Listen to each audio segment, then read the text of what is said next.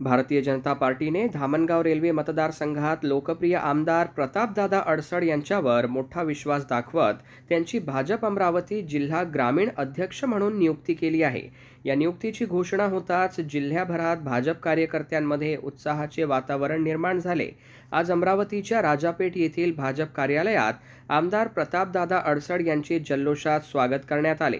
ढोल ताशांचा गजर, फटाक्यांची आतिषबाजी, पुष्पवृष्टी आणि घोषणाबाजीने परिसर दुमदुमून गेला। कार्यकर्त्यांनी पुष्पहार घालून आणि शाल श्रीफळ देऊन त्यांचा सत्कार केला।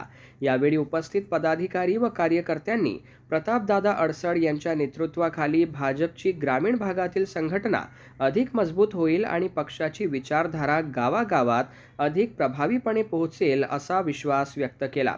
स्वागताला उत्तर देताना आमदार प्रतापदादा अडसड यांनी पक्षाच्या केंद्रीय व राज्य नेतृत्वाचे आभार मानले। ही जबाबदारी माझ्यासाठी सन्मानाबरोबरच मोठे दायित्व आहे।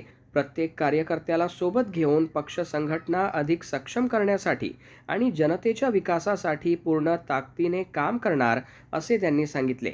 या स्वागत सोहळ्यास भाजपचे अनेक पदाधिकारी, लोकप्रतिनिधी, विविध आघाड्यांचे पदाधिकारी आणि शेकडो कार्यकर्ते मोठ्या संख्येने उपस्थित होते। उत्साहपूर्ण वातावरणात झालेल्या या कार्यक्रमाने पक्षातील ऐक्य आणि नव्या नेतृत्वावरील विश्वास अधोरेखित झाला।